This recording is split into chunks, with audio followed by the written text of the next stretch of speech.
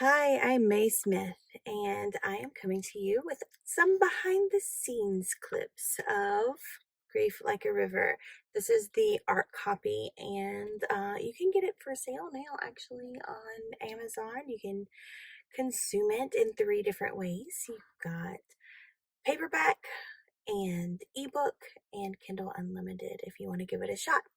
So, Finder of Things is the poem that I start the book with in the rivulet section, and the poetry book is divided in two sections, and they're different stages of grief for me. So, the Finder of Things is kind of a lighter poem. Ever since I was a child, I went to my aunt's house. I remember very clearly that I was walking down the hallway and it was a very dark hallway, and somehow, some way, I saw a glint in the corner of my eye, and I bent down, and in between the carpet and the baseboard, I found this little tiny stud diamond earring. And I handed it to my mom, and she was like, "Oh my goodness, I lost that!" And that elation that she had, and the appreciation that she had for me finding this tiny little thing stuck with me, and it's something that I wanted to replicate a lot. So I was the person that, well, I deemed myself the person who found all of the things. And then one day in my adulthood, I lost my keys, man. I lost them good. I had no idea where they were. And losing that little piece of being able to call myself a good searcher, a good finder of things, was kind of a little bit of a big deal. So that is what this poem is about, is kind of losing that little bit of identity and how sad that was. But also it's hopefully a funny poem too. So the finder of things. She followed all the pathways. Day one, retraced her steps, left work, drove home, entered the house, cooked dinner, bathed baby, went to bed, woke up, dressed for work, went to leave the same way she'd come home the night before, but she couldn't. Not with the same handy engine revving tool or the same confidence. A matter of hours, chiseled a chunk out of her image that contained her belief that she is the finder of things. When she was young, she found a diamond stud earring in the shadowed trench between carpet and baseboard. As a teenager, a friend called her from vacation to see if she remembered in which bag the sunscreen was packed.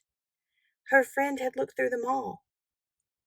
Book sack, she stated. Left pocket. Under the scarf you thought made you look like Ingrid Bergman. As an adult, co-workers consulted her on the location of paperclips used last year, because she always knew these things. She articulated a precise description, each syllable a medal wrapped around her neck. Day 4. Nowhere. No air conditioning vent, no crawl space, no laundry basket, no crib, no shelf, no trash can, no mattress, no cushion, no cabinet, no drain, no place hides them. To chafe her further, the mass is not small. 3 keychains, 5 keys, and 1 car fob make them the size of a softball. Not a speck of an object, like, say, a diamond stud earring. She begins to wonder if the keys existed at all, an elaborate hallucination real enough to power a machine. This is a more palatable explanation than the simple, she can't find them. Because that's what she does. She finds things. That's who she is. Day 13. Her pride screams obscenities as she fills out the lost key form at work, as she asks her spouse for his house key so the technician can make a duplicate, as she explains to the dealership that the time between have and have not was 12 hours. Day 98. She moves out of the house. Not because she lost the keys, but she would be a liar if she omitted when telling the story that as she packed up boxes, she thought, now this will all make sense.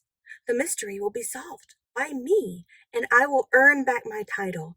I bet the edges of the chiseled piece removed from my frame still match up. Day 1095. Her keys and a ragged piece of her identity are still inside that house. Or outside it.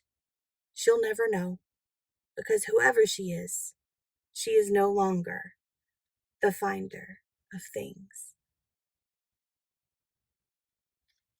And there's a nice little picture that goes along with this one. And it says, now this will all make sense. And it didn't. I still wonder where those keys are. Anyway, you can go to Amazon and look up Grief Like a River, or you can go to storyswell.net/books and get all the links there. Have a good day.